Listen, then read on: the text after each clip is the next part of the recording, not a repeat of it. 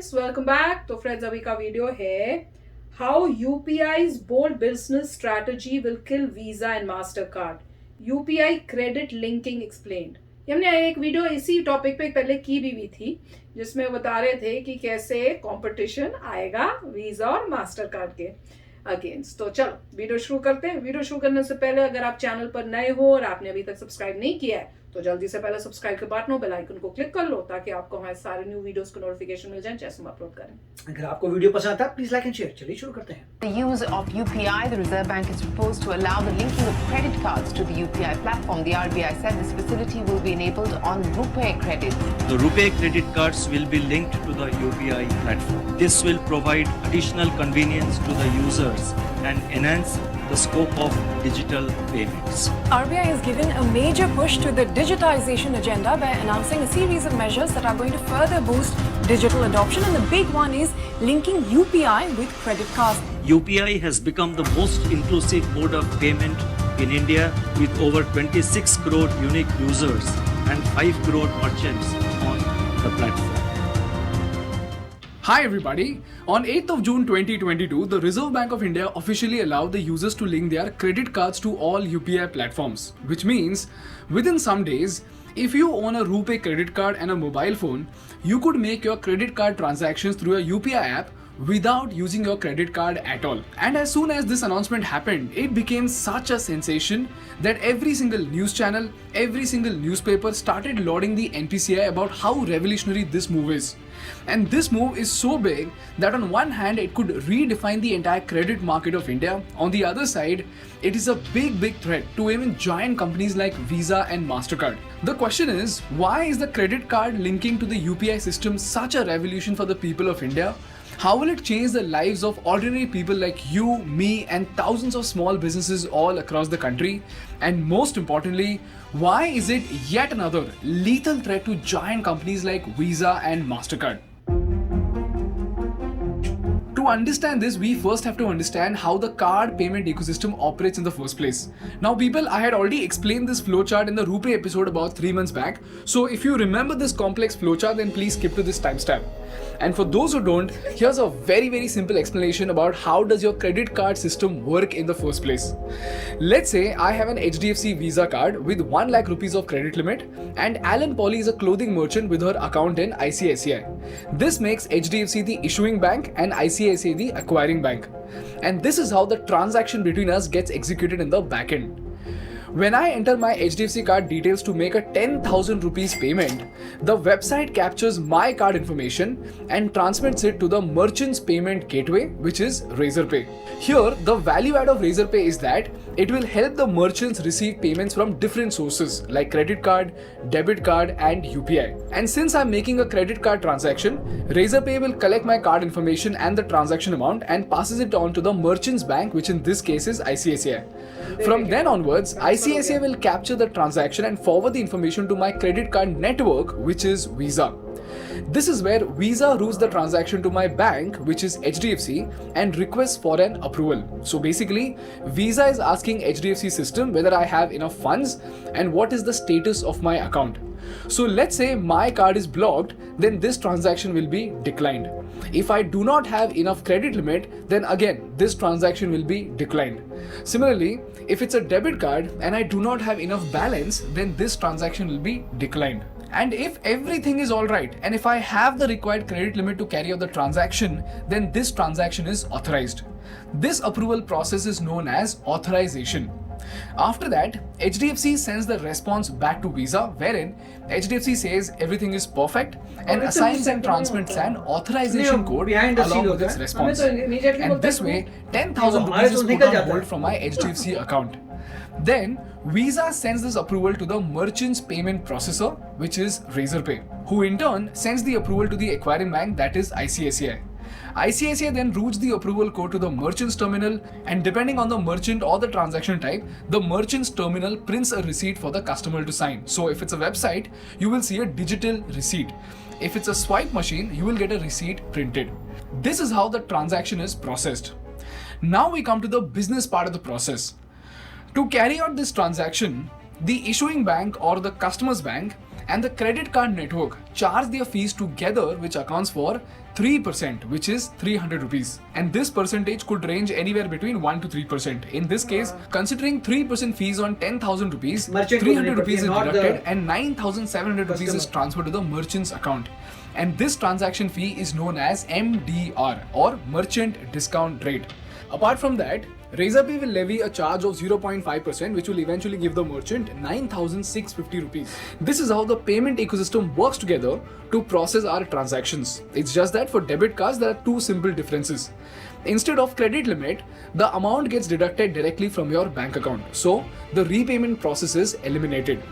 And secondly, the MDR for credit card is way more than debit cards. So while debit card MDRs are capped at 0.9%, for credit cards the MDR is typically 1 to 3%. Now listen to this very carefully, people. This MDR now is split into two variables. The first variable is something called interchange fee and the second is something called switching fee. In this case, if you see, the issuing bank is actually taking a risk by paying 10,000 rupees to the vendor on your behalf. As a result, the issuing bank needs to be paid for providing the value of de-risking. This is the reason why the customer's bank charges the merchant's bank a fee, and this fee is called as the interchange fee.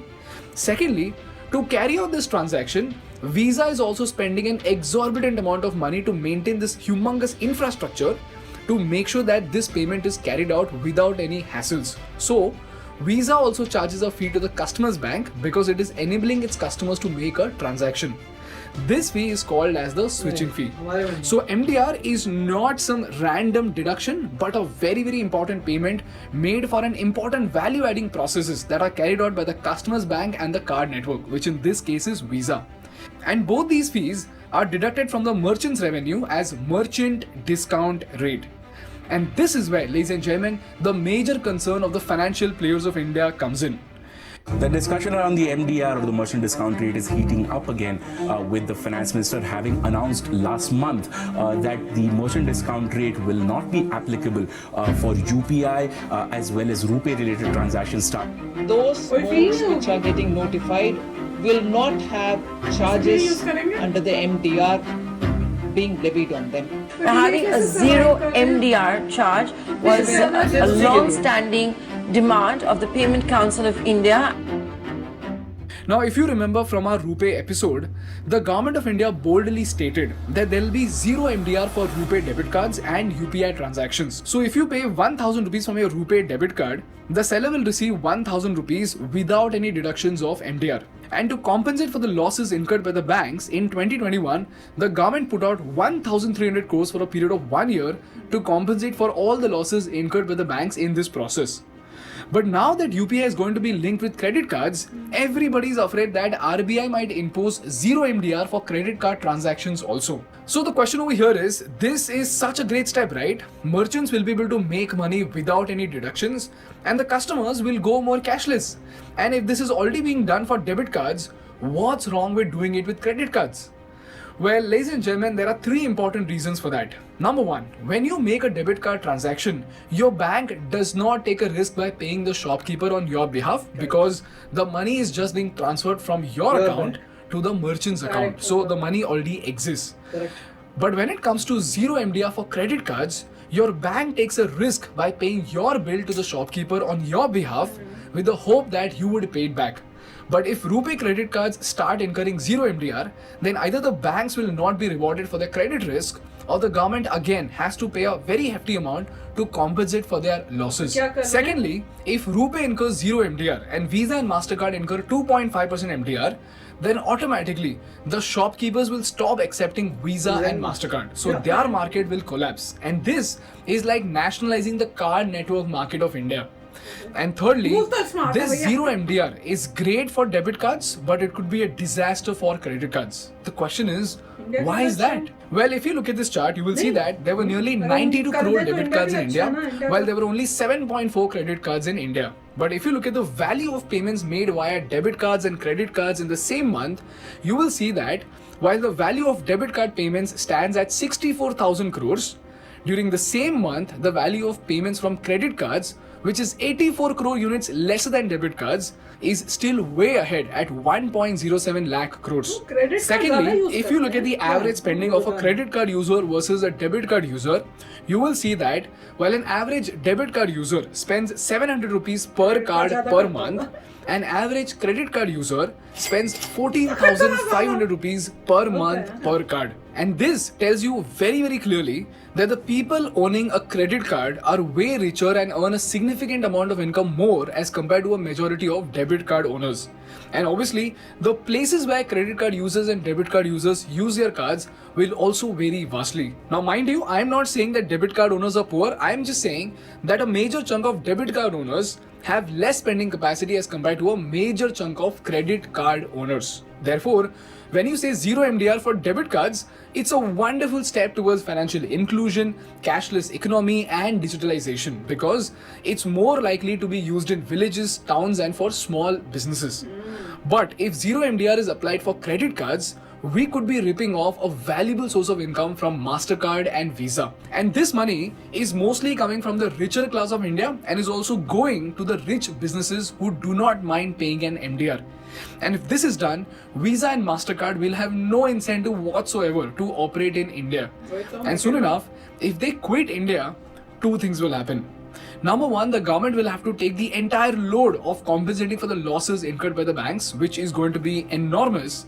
And secondly, the government's card network will become a monopoly. So tomorrow, if the ruling party changes and they decide to run it like a typical government company, we all know what could happen with UPI.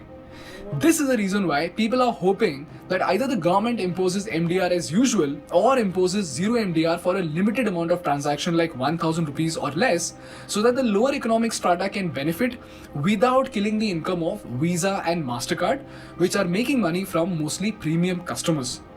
These are the concerns of the merchant discount rate and the linking of credit cards to UPI. And this brings me to the most exciting part of the episode, and that are the incredible advantages that this linking will bring for the businesses, for the economy, and most importantly for the people of India. Meanwhile, if you're someone who does not like doing deep market research while investing into the stock market, you could make your investments through Smallcase. Smallcase is this wonderful company that helps you make the most strategic investments into the stock market by creating a basket of stocks of the best companies in a particular sector. In this case, considering the volatile conditions of the market right now, if you want to make safe investments into the stock market, you could invest into the all-weather Smallcase. And the best part is that the Smallcase manager himself will automatically rebalance the stocks as per the market conditions to give you the best returns possible. This way, you can rest easy without spending your time into doing research. And even if you do not want to make any investments, you could use my favorite feature in this app, and that is the news section and the newsletters to get the latest updates about the most important happenings in the market. So if you love that idea, download the Smallcase app from the link in the description. Moving on, here are the most incredible advantages that the credit card linking of UPI could bring for the people of India. Firstly, from the business standpoint, right now there are only 6 million card accepting point of sale machines in India, whereas there are 50 million merchants accepting UPI payments. So you see, the scope of using a credit card will explode by 45 million merchants just because of this UPI linking to credit cards. Secondly, if the government introduces microfinance credit line based on UPI, that would be absolutely crazy. For instance, the government might start with 500 rupees credit for people like Raju, who's a daily wage worker. Then after he repays this small amount, it might extend to 1000 rupees to 2000 rupees and so on. So as the credit worthiness of an individual increases, the government could keep on increasing the line of credit. And after a certain cap of say 10,000 rupees, Raju could use his credit history to get bigger loans from SBI. This way, the government could take financial inclusion to a whole new level in India. And from our Bangladesh episode, we already know the power of microfinance. Thirdly, did you know that handling, accounting and minting of cash actually cost the economy of our country 2% of our entire GDP? That's about 2.7 lakh crore rupees. Now that's a lot of money to manage money. So even if a fraction of this cash goes digital, it's going to be an incredible opportunity for the government of India. And combine that with direct benefit schemes, credit line and e-rupee, the possibilities are endless for India. That's all from my side for today, guys. If you learned something valuable, please make sure to hit the like button in order to make YouTube Baba happy. And for more such insightful business and political case studies, please subscribe to our channel.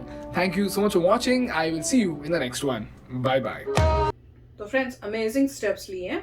अच्छा, मुझे लग रहा था कि शायद ये उसको fees जो है हटा देंगे, जिससे जो है मास्टर का और वीजा कार्ड का पूरा कंपटीशन जो है उनको तो हटना ही पड़ेगा, क्योंकि वो तो फीस लेते हैं. पर वही था, जैसे उन्होंने बताया कि प्रॉब्लम है, वो मैनेज नहीं कर पाएंगे, हट भी गया तो बहुत लोड भी आ जाएगा. पर उसमें अब समझ में आ रहा है कि फिर भी वो कैसे किल कर सकते हैं वीजा और मास्टर कार्ड को, क्योंकि जो मशीन स्वाइप करने वाली है वो इतनी नहीं है. वो तो बड़ी बड़ी दुकानों में या जो वेल एस्टैब्लिश बिजनेसमैन है उनके वहां मिलेंगी. तो अगर कोई छोटे मर्चेंट्स हैं या कोई ऐसे हैं जिन्होंने घर में खोला हुआ है या जो गाँव में रहते हैं, उन्होंने करने ट्रांजैक्शंस, तो उनके लिए बेस्ट क्या है कि फोन के थ्रू करो. तो उसमें हमारा सिस्टम जो है वो बेस्ट रहेगा. वीजा और मास्टर कार्ड का तो कोई यूज ही नहीं कर सकते वो लोग. तो वहां पे जो है ये हमारे जो सिस्टम है उसने फ्लरिश करना है. और जैसे जैसे और पॉपुलर होता गया तो ऑब्वियसली धीरे धीरे लोगों ने जो वीजा मास्टर कार्ड यूज कर रहे थे वो उससे शिफ्ट होके इसी में आ जाएंगे, क्योंकि ज्यादा लोग वो यूज कर रहे होंगे और इजी भी है. फोन के थ्रू इज फैंटास्टिक. देखिए, पॉइंट ये है कि यूपीआई को मेरे ख्याल से लिंक कर सकते हैं रुपए से. मास्टर कार्ड, वीजा से, क्रेडिट कार्ड से नहीं कर पाएंगे. मेरे को ये लग रहा है कि वो बोल रहे हैं कि रुपए से, क्रेडिट कार्ड से शायद लिंक कर सकते हैं. मास्टर और वीजा कार्ड से नहीं, मुझे लगता नहीं है, क्योंकि मेरे ख्याल से यही कहते हैं कि यूपीआई को आप कनेक्ट कर सकते हैं रुपए से. तो रुपए से आप करें. अब पॉइंट ये होता है कि जो उन्होंने बहुत अच्छा पॉइंट किया, अगर मास्टर कार्ड वीजा चले जाते हैं तो मोनोपोली बन जाएंगे. कंपटीशन जहाँ पे नहीं होता वहाँ तबाही है. तो कंपटीशन बहुत जरूरी है. अब दूसरी पॉइंट ये है कि गवर्नमेंट का भी तो बोला था, दूसरी आ गई और हो गया काम. हाँ, गवर्नमेंट का. और दूसरी पॉइंट ये है कि कोई गवर्नमेंट इतना क्रेडिट नहीं देगी आपको बिंदास. मतलब पॉइंट ये देखिए, अगर आप ध्यान से सोचें तो क्रेडिट कार्ड जो है उनकी वैल्यू बहुत ज़्यादा है. अगर debit card versus credit card में, क्रेडिट कार्ड लोग इसलिए यूज़ नहीं कर रहे क्योंकि ज़्यादा अमीर हैं, वो इसलिए यूज़ कर रहे हैं क्योंकि उसमें प्रोटेक्शन ज़्यादा है. ये अमीरी गरीबी की बात नहीं है. जहाँ डेबिट कार्ड यूज़ करते हो, आपके बैंक से फुर पैसा गया, उसके बाद तुम धोखे में पड़ गए तो धोखे में पड़ गए, कोई तरीका नहीं है पैसा वापस लाने का, यू आर गॉन.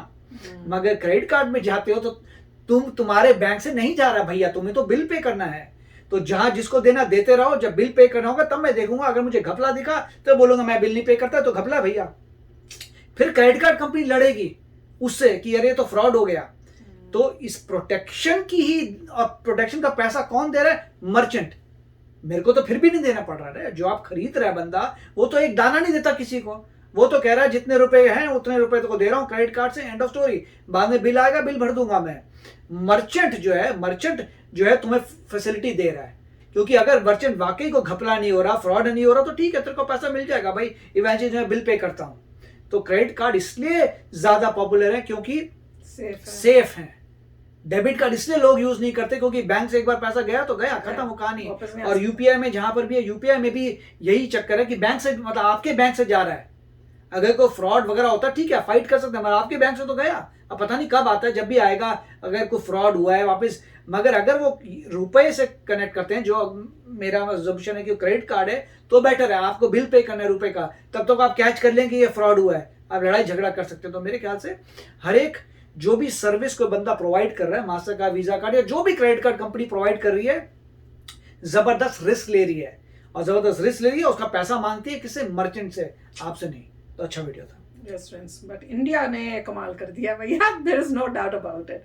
तो चलो फ्रेंड्स, चलते हैं, मिलेंगे नेक्स्ट वीडियो में बहुत ही जल्द. Till then take care and bye bye. तो अगर आप मेरे इस चैनल पे नए हो तो जल्दी से सब्सक्राइब के बटन को हिट करो और बेल आइकन को क्लिक करो, ताकि आपको मेरा जब नया वीडियो मैं लगाऊं, आपको उसके बारे में जल्दी से पता चल जाए.